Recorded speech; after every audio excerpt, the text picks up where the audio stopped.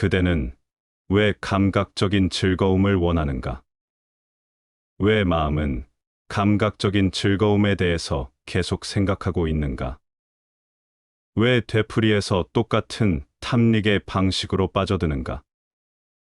파탄잘리와 진리를 아는 자들은 그 이유가 당신이 내면적으로 축복의 상태에 있지 않기 때문에 감각적인 즐거움에 대한 욕망이 존재한다고 말한다. 무욕의 첫 번째 단계는 감각적인 즐거움의 갈망에 대한 탐닉을 의식적인 노력으로 멈추는 것이다. 이 수트라에는 많은 것들이 포함되어 있으며 그것들을 이해해야 한다. 첫 번째는 감각적인 즐거움에 대한 탐닉이다. 감각적인 즐거움을 추구하는 마음은 있는 그대로의 당신이 불행하다는 것을 의미한다. 그래서 어딘가 다른 곳에서 계속해서 행복을 추구하는 것이다. 불행한 사람은 욕망들로 움직이게 되어 있다. 욕망이란 불행한 마음이 행복을 추구하는 방법이다. 물론 어느 곳에서도 그 마음은 행복을 찾을 수 없다. 기껏해야 몇몇 행복의 일별을 찾을 수 있을 것이다. 그러한 일별은 감각적인 즐거움으로 나타난다. 감각적인 즐거움이란 행복의 일별을 의미한다. 그런데 감각적인 즐거움을 찾는 마음은 이러한 일별과 감각적인 즐거움이 어딘가 다른 곳에서 온다는 오류에 빠진다. 사실 그것은 항상 내면에서 온다. 그것을 이해해 보자. 어떤 사람과 사랑에 빠지고 섹스를 한다. 성은 감각적인 즐거움의 일별을 주고 행복의 일별을 가져다 준다. 한순간 동안 당신은 편안함을 느낀다. 모든 고통이 사라져 버리고 모든 정신적인 고뇌는 이제 없다. 한순간 동안 당신은 지금 여기에 있고 모든 것을 망각했다. 한순간 동안 과거와 미래가 없다. 과거와 미래가 없고 한순간 동안 지금 여기에 있다는 이 사실 때문에 에너지가 당신의 내면에서 흐른다. 내적인 자아는 이 순간 속에서 흐르고 있다. 그리고 당신은 행복의 일별을 느낀다. 하지만 당신은 그 일별이 상대방, 남자나 여자에게서 온다고 생각한다. 그것은 남자나 여자에게서 오는 것이 아니라 당신에게서 온다. 상대방은 단지 당신이 미래와 과거를 벗어나 현재에 머무르는 것을 도와줬을 뿐이다. 상대방은 단지 당신을 이 순간의 현재성으로 데려오는데 도움을 주었을 뿐이다. 성 없이 이 현재성에 있을 수 있다면 점점 성은 소용없게 되고 사라질 것이다. 그때 성은 하나의 욕망이 아닐 것이다. 성으로 움직이고 싶다면 그것은 욕망이 아니라 하나의 유의로서 그 속으로 움직일 수 있다. 그때는 성에 의존하고 있지 않기 때문에 그것에 대한 강박관념이 없다. 어느 날 태양이 아직 뜨지 않은 새벽 나무 아래에 앉아 보아라. 태양이 뜨면 몸이 동요되어 내면의 평화를 유지하기가 어렵기 때문이다. 그래서 동양에서는 태양이 뜨기 전에 항상 명상해 왔다. 그들은 그 순간을 신성의 순간이라고 불렀다. 그들이 옳다. 왜냐하면 태양이 뜨면 에너지가 생겨나고 그대가 창조한 과거의 방식으로 흐르기 시작하기 때문이다. 태양이 아직 지평선 위에 떠오르지 않은 아침, 만물이 고요하고 새도 나무도 모든 자연이 완전히 잠에 빠져 있다. 그 순간 당신은 나무 아래에 앉아 있다. 세상 만물이 고요하다. 단지 이 순간 속에 존재하려고 해보아라. 다른 아무것도 하지 말고 명상조차도 하지 말라. 노력도 하지 말고 단지 눈을 감고 이 자연의 침묵 속에서 고요히 있어라. 깊고 큰 즐거움이 그대를 통해서 다가오는 그 일별의 순간들을 느끼게 될 것이다. 갑자기 내면에서 에너지의 물결이 물밀듯이 밀려오는 것을 느끼게 될 것이다. 이제 당신은 속을 수 없다. 상대방이 없기 때문이다. 그것은 진정으로 내면에서 오고 있는 것이다. 다른 누구도 당신에게 그것을 주고 있지 않다. 그대가 자신에게 주고 있는 것이다. 어떤 것도 하지 않고 단지 나무 아래에 앉아 있는 것만으로 일별을 느낀다. 이것은 감각적인 즐거움이 아니라 행복일 것이다. 이제 당신은 올바른 근원, 올바른 방향으로 눈을 돌리고 있기 때문이다. 일단 그것을 알게 된다면 성을 통해서도 상대방은 단지 하나의 거울이란 사실을 즉시 알게 될 것이다. 서로가 현재의 순간에 머무르고 생각하는 마음에서 벗어나 생각이 없는 존재의 상태로 가게 해주는데 도움을 주고 있었다. 마음이 잡념으로 가득 찰수록 성이 더욱 매력을 끌게 된다. 동양은 서양과 같이 성에 그렇게 강박적이지 않았다. 서양에서는 영화, 소설, 잡지, 그 외의 모든 것들이 성적이 되었다.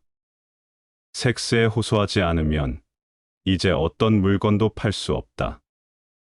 차를 팔 때도 오로지 성적인 대상으로 팔아야 한다. 비누를 팔고 싶어도 어떤 성적인 요소가 있어야만 팔 수 있다. 성 없이는 어떤 것도 팔 수 없다. 오로지 성만이 상품 시장을 확보할 수 있는 것처럼 보인다. 모든 의미가 성을 통해서 온다. 마음 전체가 성에 사로잡혀 있다. 왜 그런가? 예전에는 왜 이런 일이 한 번도 없었는가? 이것은 인간의 역사에 있어서 새로운 것이다. 그 이유는 이제 서양이 완전히 사고의 노예가 되었기 때문이다. 이제 성을 제외하고는 지금 여기 이 순간에 존재할 수 없게 되었다. 성이 유일한 가능성으로 남아있다. 하지만 그 가능성마저도 지금 사라지고 있다. 이제 현대인은 섹스를 하면서도 다른 것을 생각할 수 있게 되었다. 일단 섹스를 하면서도 은행잔고나 친구와 한 이야기를 계속 생각하거나 혹은 어딘가 다른 곳에 마음이 계속 있을 수 있다면 성도 역시 끝나 버릴 것이다.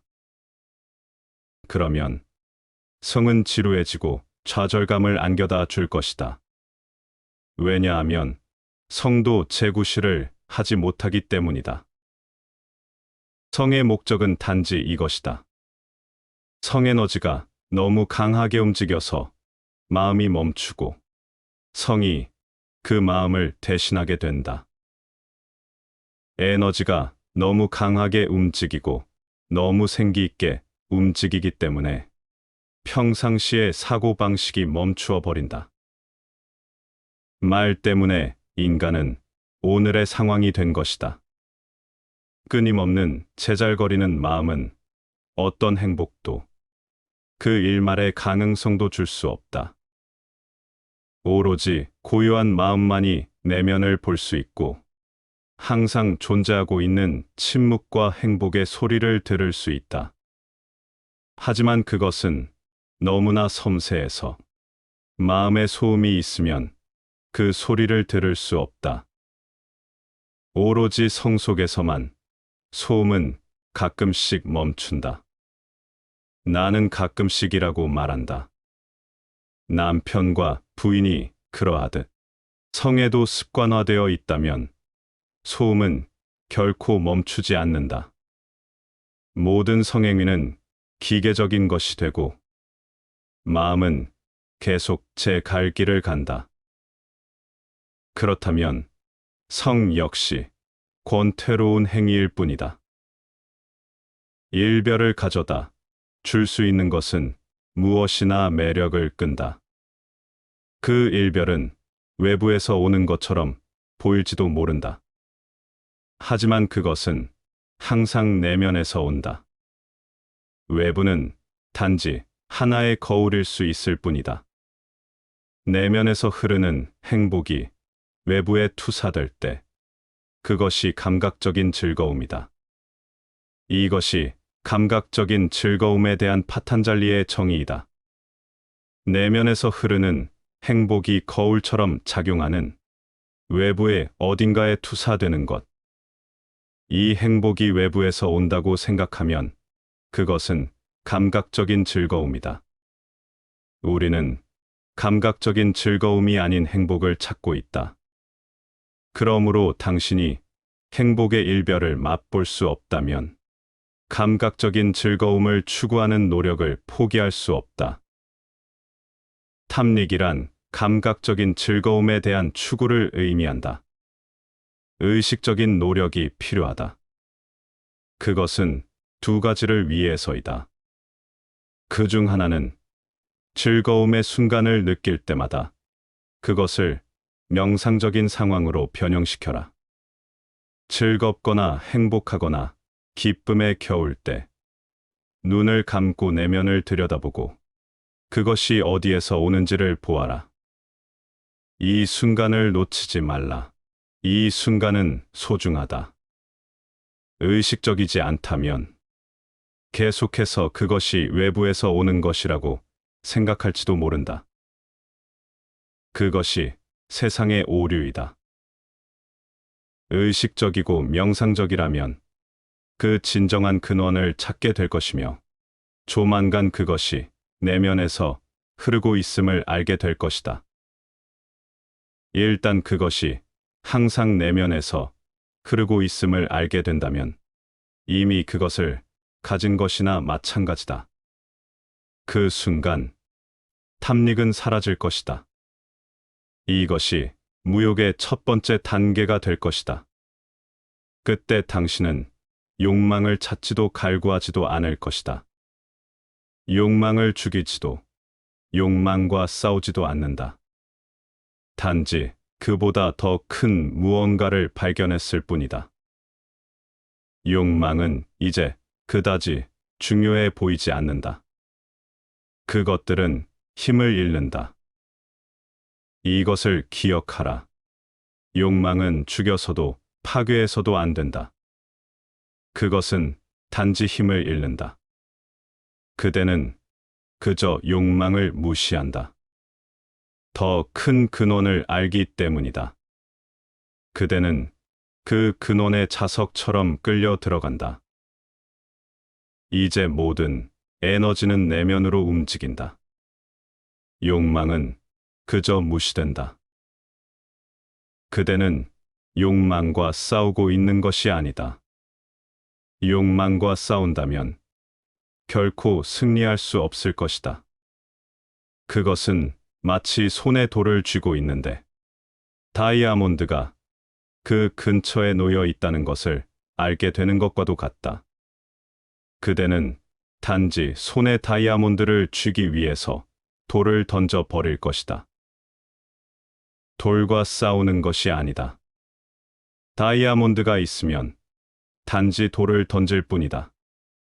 돌은 의미를 상실해 버린 것이다.